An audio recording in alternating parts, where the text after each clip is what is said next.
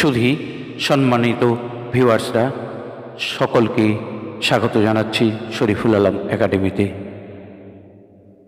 আপনারা অবগত আছেন গত 31শে মার্চ রবিবার বিকাল 3টা নাগাদ মাত্র কয়েক মিনিটের বিধ্বংসী কালবৈশাখীর ঝড়ে জলপাইগুড়ির কয়েকটি এলাকাসহ ময়নাগুড়ি ব্লকের বার্নিশ অঞ্চলে কালীবাড়ি এলাকায় মর্মান্তিক ধ্বংসলীলার সম্মুখীন হয়।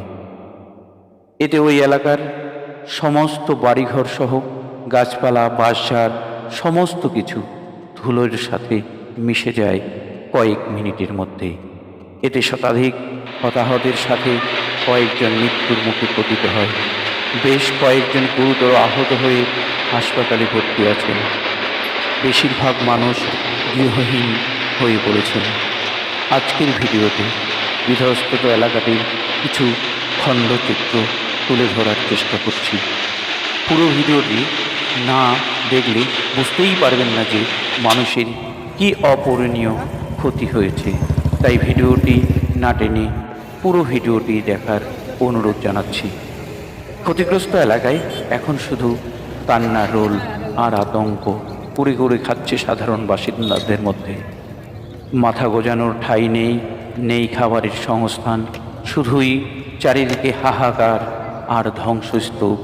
প্রশাসন আত্মীয় স্বজনরা সাহায্যের হাত বাড়িয়েছেন, নেতামন্ত্রীরা আসছেন যাচ্ছেন, সহযোগিতার প্রতিশ্রুতি চলছে, কিন্তু প্রয়োজনের তুলনায় কাজ হচ্ছে কতটুকু? বিভিন্ন এনজিও সংগঠন ত্রাণ নিয়ে সাহায্যের হাত বাড়িয়েছেন। দুর্গতদের চিন্তা, তাদের ঘুম নেই, খাওয়া নেই, একটাই ভাবনা অনেক অনেক বছর ধরে তিলে তিলে তৈরি করা বাড়িঘর দোকানপাট নিমেষেই ধ্বংস হয়ে গেল। তারা বাঁচবেন কীভাবে? শিশু থেকে বৃদ্ধ সকলের চিন্তা কিভাবে কতদিনে আবার স্বাভাবিক জীবনে ফিরতে পারবেন তারা। তাই দুর্গত এলাকায় আরও সাহায্যের প্রয়োজন মনে করছেন এলাকার বাসিন্দারা। আমিও সমস্ত শুভাকাঙ্ক্ষী সংগঠন, ব্যক্তি, সংস্থা যারা আপনারা সমাজসেবা নিয়ে আছেন, সমাজের কাজ করেন, আপনারা এগিয়ে আসুন। বেশি বেশি করে সাহায্য নিয়ে এই এলাকাগুলির পাশে এসে দাঁড়ান, সাহায্য করুন দুহাত ভরে, যাতে এই দুর্গত অবস্থায় পড়েছেন তারা যাতে একটু সাহায্য নিয়ে আবার মাথা তুলে দাঁড়াতে পারেন। আপনারা যদি পুরো ভিডিওটা দেখেন তাহলে বুঝতে পারবেন যে কি ধ্বংসলীলা এই এলাকার মধ্যে বয়ে গেছে। কোথাও একটা বাড়ি বা গাছপালা দাঁড়িয়ে নেই, শুধু ধ্বংস আর ধ্বংস। অনেক মানুষ চারদিক থেকে আসছেন, তারা কথা বলছেন দুর্গত মানুষদের সাথে, কেউ বা সাহায্য করছেন, সাহায্যের কথা ভাবছেন। দেখুন, আপনারা যদি ভিডিওটি ভালোভাবে লক্ষ্য করেন, দেখুন কয়েক মিনিটের কালবৈশাখীর বিধ্বংসী ঘূর্ণিঝড় কিভাবে শেষ করে দিতে পারে এটা ভেবেও পাওয়া যায় না। এটা চিন্তার অতীত।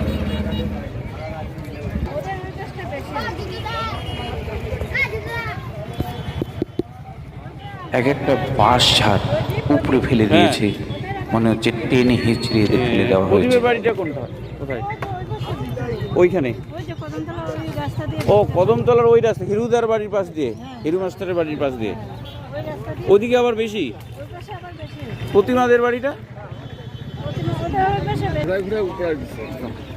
আমি আপনাদের কিভাবে ধ্বংসলীলা পুরো এলাকার মধ্যে চলেছে সেটা ভিডিওতে দেখানোর চেষ্টা করছি। আমি পেশাগতভাবে একজন শিক্ষক। আমার বিদ্যালয় এই এলাকায় অবস্থিত। আমার বিদ্যালয়ের অধিকাংশ ছাত্রছাত্রী এই এলাকার মধ্যেই পড়ে। এদের এই অবস্থা দেখে কান্না এসে যাচ্ছে আমার। আমি ভাবতেই পারছি না এই মানুষগুলো, নিরপরাধ মানুষগুলো এত বড় ক্ষতি হয়ে গেল কিভাবে।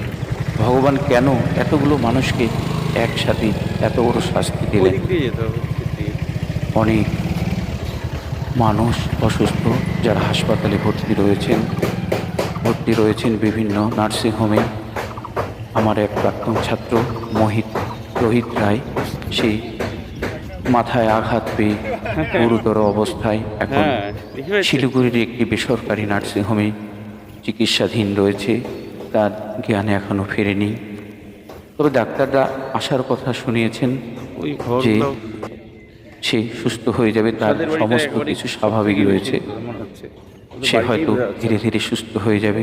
উষা আমি ওই প্রার্থনা করি মঙ্গলময় ভগবানের কাছে এই শিশুদের আপনি খুব তাড়াতাড়ি সুস্থ করে দেন, তারা আবার চঞ্চল হয়ে উঠুক, পড়াশোনায় মন দিয়ে স্কুলে যাতায়াত করুক।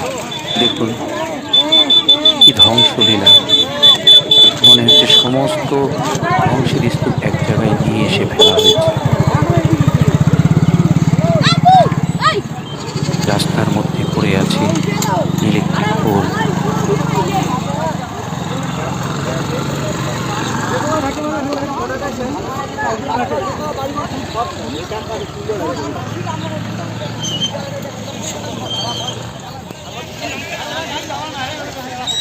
যেদিকেই দেখানো যায় শুধু ধ্বংস আর ধ্বংস, ভাবাই যায় না। মনে হচ্ছে মাটিটাকেও তুলে নিয়ে চলে গেছে, গাছগুলোকে ভেঙে 2 টুকরো 3 টুকরো করে কোথায় নিয়ে চলে গেছে কেউ বলতে পারে না।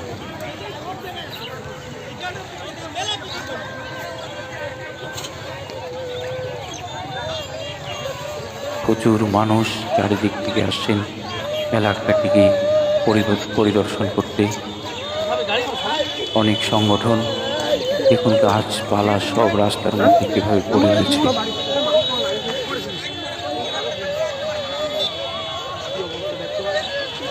যাতায়াতের রাস্তাও বন্ধ হয়ে গেছে। তবে অনেক সংগঠন, একটি বাচ্চা আঘাতপ্রাপ্ত হয়েছে, তাকে দৌড়ে হসপিটালে নিয়ে যাওয়ার ব্যবস্থা করা হচ্ছে।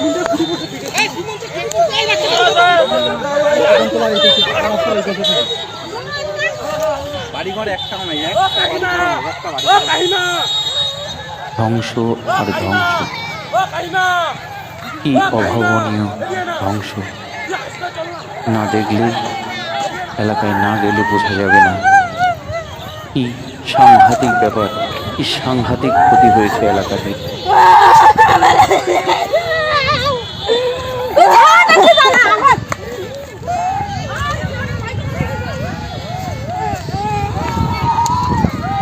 ঘরের টিনগুলো গাছের উপরে মানে কাগজের মতো আটকে গিয়েছে, ভাবাই যায় না।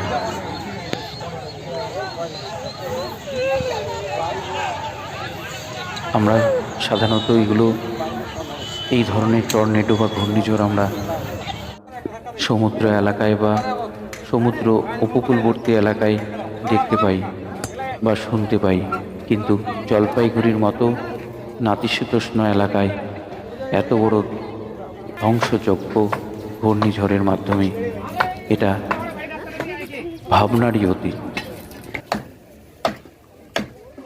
যেদিকেই চোখ ফেরানো যায় শুধু ধ্বংস, বাড়িঘর একদম ধূলিসাৎ হয়ে গেছে।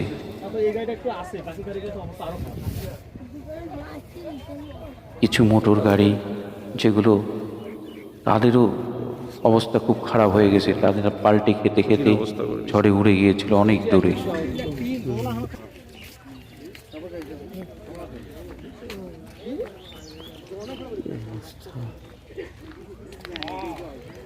ওই বাঁশঝাড়গুলোর জন্য কিছুটা রক্ষা পাইছে। পুরো এলাকাটি একইভাবে ধ্বংসলীলা চালানো হয়েছে। বড় বড় গাছ উপড়ে পড়েছে, শিকড় সহ। দেখুন পাকা ঘর, তার ছাদটা কিছুই নেই, সমস্ত কিছু উড়ে গেছে।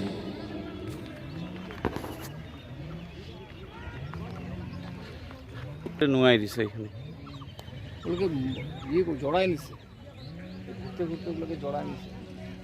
এই বিধ্বংসী এই দুর্গত এলাকায় অনেক মানুষ আসছেন, অনেক আত্মীয় স্বজনরা আসছেন তাদের পরিজনদের সঙ্গে দেখা করতে। এবং কিছুটা যাতে তাদেরকে সাহায্য করা যায় সেই বিষয়েও তারা ভাবনা চিন্তা করছেন।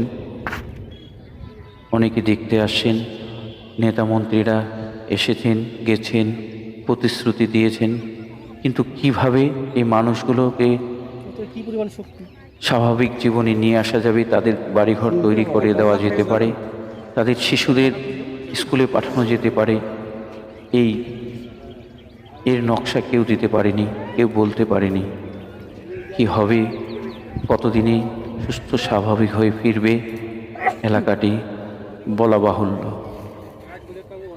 এখানে অনেকগুলো বাড়ি ছিল, বোঝাই যাচ্ছে না এখানে বাড়ি ছিল, ঘর ছিল, মানুষ এখানে বাস করত। শুধুই বন্যায় যেরকম অনেক কাঠখড়ি এসে এক জায়গায় জমা হয়, ঠিক এই একই অবস্থা এখানে হয়েছে। ঝড়ের বন্যায় এসে তারা সমাদৃত হয়েছে এক জায়গায় ধ্বংসস্তূপ। বিভিন্ন এনজিও, বিভিন্ন স্বেচ্ছাসেবী সংগঠন তারা খাবার নিয়ে, জল নিয়ে এসেছেন। তারা চেষ্টা করছেন দুর্গতদের পাশে একটুখানি দাঁড়ানোর।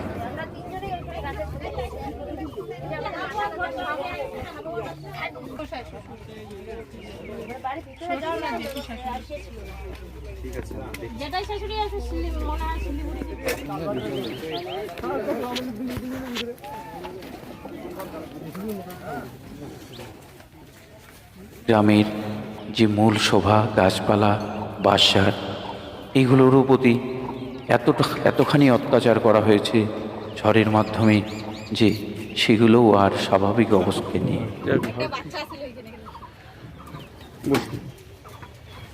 তোমাদের দেখুন পাকা ঘর কিভাবে ভেঙে পড়েছে, দুমড়ে মুচড়ে। তখন মেয়ে আবার ওই দিক থেকে বাইরে হয়ে ওই পাশে কোনায় নিয়ে গেছে। হ্যাঁ, সেটা শুনলাম। এই বাড়ির পাশের বাড়ির, মানে ঘরে ছিল এই বাড়ির এক বৃদ্ধ, এই ছেলেটির জেঠিমা এবং তার বাবা আহত হয়েছেন ভীষণভাবে। তারা স্তূপের নিচে পড়ে ছিলেন, তাদেরকে কোনো রকমে উদ্ধার করে হাসপাতালে পাঠানো হয়। এইখানে বইটার কথাটা বলতে হবে, ওইটা তো ওরা ভাবেনি। লিখিতভাবে বলতে হবে।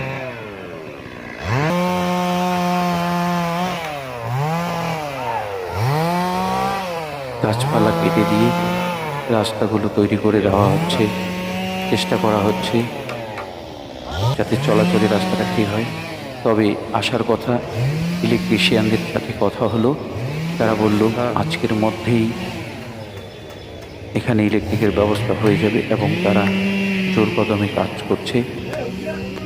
সোমবার রাতের মধ্যেই তারা ইলেকট্রিকের ব্যবস্থা করে দেবেন।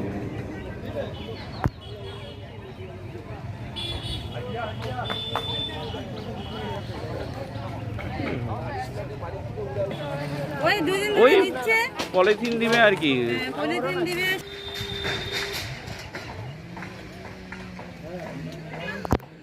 সত্যি ভাবাই যায় না কি দোতণ্ড তাণ্ডব এই এলাকার উপর দিয়ে গেছে।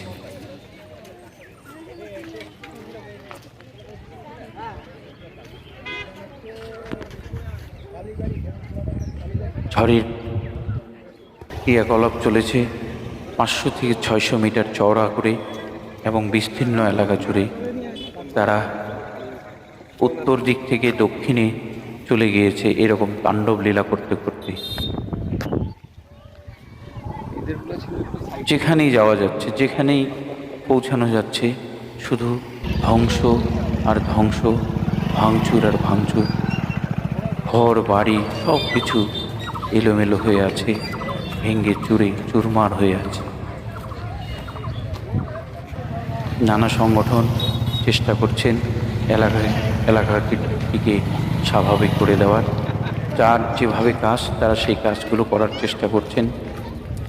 তবে এলাকার মানুষদের আশা, তারা মনে করছেন তাদের আরও অনেক সাহায্যের প্রয়োজন রয়েছে, যাতে তারা অল্প দিনের মধ্যেই স্বাভাবিক জীবনযাপনে ফিরতে পারে, আবার তারা উপার্জনের রাস্তায় যেতে পারে, তাদের বাড়িঘরগুলোকে তৈরি করে নিতে পারে।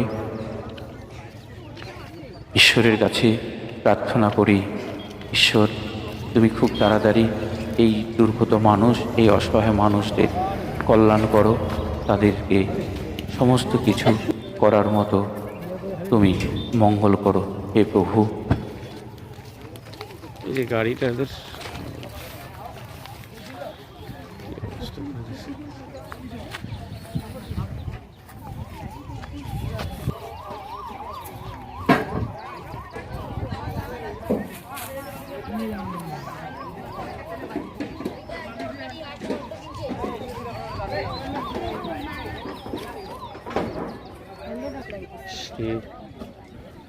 কি অবস্থা। গাছ, ওই যে ছেলেটা কুশল 1-2 পড়ে কুশল।